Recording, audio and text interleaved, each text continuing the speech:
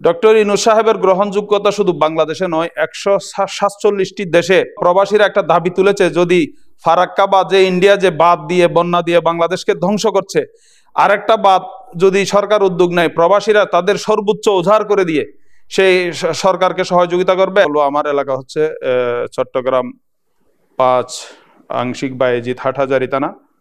তো হাটহাজারী থানা সহ চট্টগ্রামে আমরা ব্যারিস্টার মিল হেলাল সাহেবের নেতৃত্বে আমরা কাজ করছি এবং ওনার নির্দেশনা হচ্ছে হাটহাজারীতে যাতে কোনো নৈরাজ্য, কোনো অপকর্ম, কোনো দুর্নীতি, কোনো জবরদখল যাতে না হয়, সেইভাবে আমরা সুষ্ঠুভাবে হাটহাজারীকে পরিচালনা করার চেষ্টা করছি।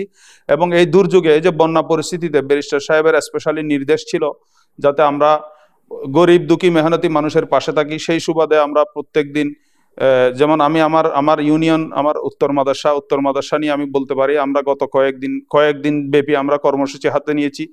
যেমন গত কালকেও আমাদের একটা কর্মসূচি ছিল যে আমরা প্রায় 1.5 লক্ষ টাকার আমরা ত্রাণ দিয়েছি এবং প্রায় 600 লোকের খাওয়ার আয়োজন করেছি। এর আগেও আমরা বানবাসী যারা খাওয়া দাওয়া রান্না করতে পারে না পানির কারণে, ওইদিকে খাওয়া দাওয়ার ব্যবস্থা করেছি। এখন সর্বোপরি ব্যারিস্টার মীর হেলাল সাহেবের নেতৃত্বে আমরা হাটহাজারীবাসী সবসময় গরিব দুঃখী মানুষের পাশে থাকব এবং পাশে আছি ইনশাল্লাহ। আসুন আমরা সবাই মিলে দেশ গড়ার কাজে ব্যস্ত হয়ে যাই।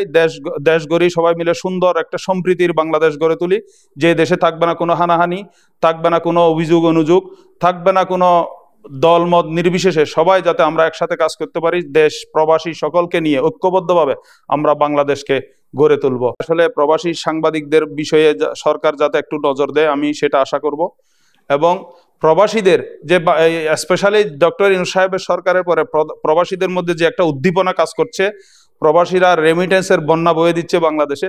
ইনশাল্লাহ আগামীতেও প্রবাসীদের যতটুকু হেল্প, যতটুকু বাংলাদেশের জন্য করা প্রয়োজন, এটা অবশ্যই করবে।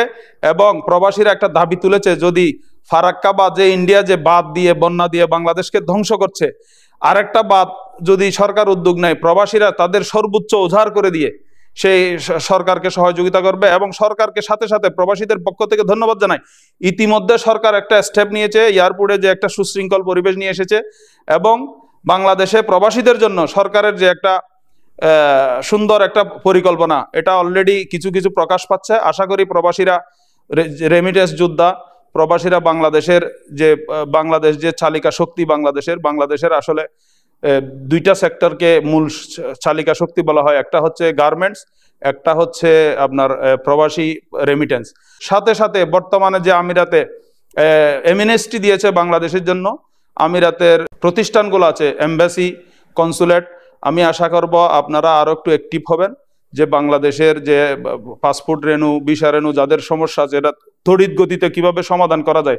কারণ পাসপোর্টের জন্য অনেকেই তার যে আমিরাত সরকার যে একটা সুযোগ দিয়েছে, সেই সুযোগটা কিন্তু মানুষ কাজে লাগাতে পারে না, নানা রকম জটিলতা থাকে। সেখানে আইডির সাথে নামের মিল হইতে হয়, তারপরে আপনার জন্ম নিবন্ধনের সাথে মিল হতে হয়, দুটোটা আবার অনেক সময় সংশোধনের জন্য জন্ম নিবন্ধন থাকলেও সংশোধন হয় না, আইডি প্রয়োজন হয়। অনেকের প্রবাসী থাকার কারণে, প্রবাসী দীর্ঘদিন থাকার কারণে, ভিসা জটিলতা থাকার কারণে এরা আসতে পারে নাই, আইডি করতে পারে নাই, তাহলে তারা কেমনে সংশোধনটা করবে। সর্বোচ্চ বিবেচনা করে আপনারা যেভাবে সহজ করা যায় সেভাবে প্রবাসীদের জন্য কাজ করার অনুরোধ জানাচ্ছি। বাংলাদেশ সরকারের পক্ষ থেকেও যাতে প্রবাসীদের জন্য একটু স্যাক্রিফাইস করে হলেও প্রবাসীদের তড়িৎ এই ভিসা সংক্রান্ত জটিলতা কাটানোর যাতে সুযোগ দেওয়া হয়। এবং প্রবাসীদেরকেও আমি অনুরোধ করব, আমিরাত সহ মধ্যপ্রাচ্যের দেশগুলো হচ্ছে, এগুলাতে কোনো প্রটেস্ট বা কোনো মিছিল মিটিং করা যায় না, এগুলা যাতে আপনারা এগুলা থেকে বিরত থাকেন। রাষ্ট্রবিরোধী এগুলা ওই দেশের জন্য, এই জন্য এগুলাতে যাতে আপনারা ওগুলা কাজে না করেন কোনো কিছুতে। আমি প্রবাসীদেরকে অনুরোধ করব, আমরা সেই দেশে আমাদের রুজি রুটির জন্য গিয়েছি, যাতে প্রবাসে বসে যাতে আমরা কোনো রকম ওই দেশ বিরোধী কোনো কাজ যাতে না করি। এবং আমাদের বিশেষ করে আমাদের কনসুলেট এম্বাসিদেরকে আমি অনুরোধ করব, আপনারা প্রবাসী বান্ধব হন, আপনারা কোনো দালালকে ওখানে স্থান দিবেন না, আপনারা দেশ ও জনগণের লোকদের পাশে থাকুন। বাংলাদেশের মধ্যে সবচেয়ে জনপ্রিয়, এই মুহূর্তে সবচেয়ে গ্রহণযোগ্য একজন ব্যক্তি হচ্ছেন তিনি ডক্টর ইউনূস। ডক্টর ইউনূস সাহেবের গ্রহণযোগ্যতা শুধু বাংলাদেশে নয়, 147টি দেশে ডক্টর ইউনূস সাহেবের শিক্ষা কার্যক্রমে ডক্টর ইউনূস সাহেবকে নিয়ে পড়ালেখা করানো হয়, ওনাকে নিয়ে একটা বিভাগ থাকে, গবেষণা থাকে ওনাকে নিয়ে। তাহলে এরকম একটা লোক শুধু বাংলাদেশে ছিল, উনি নিগৃহীত। কারণ ছিল বাংলাদেশে স্বৈরাচারী সরকার কখনো ভালো কাউকে বাংলাদেশে আসতে দেয় নাই। সেই জন্য আমি ডক্টর ইউনূস সাহেব, এই যে আমরা প্রবাসে আছি, আমি আরব আমিরাতে আছি, আরব আমিরাতে সরকার প্রধানের সাথে ওনার সাথে একটা সুসম্পর্ক, অনেক বন্ধুত্ব সুলভ সম্পর্ক। সারা বিশ্বে যেদিন উনি ক্ষমতায় অধিষ্ঠিত হয়েছেন ছাত্র জনতার বিপ্লবের মাধ্যমে, সেদিন প্রত্যেকটা ইউরোপ, কানাডা, আমেরিকার প্রত্যেকটা রেল স্টেশন, মেট্রো স্টেশনে যে তাদের মনিটর আছে, সব মনিটরে ওনাকে কিন্তু অভিনন্দন জানিয়ে, ডক্টর ইউনূস সাহেবকে অভিনন্দন জানিয়েছে। সেহেতু আমি একজন প্রবাসী হিসেবে প্রবাসীদের পক্ষ থেকে, আমার এলাকা ওনার এলাকা একই এলাকা, হাটাজারি থানার পক্ষ থেকে, আমার এলাকার পক্ষ থেকে আমি ওনাকে অভিনন্দন জানাই, ওনার সরকারকে অভিনন্দন জানাই।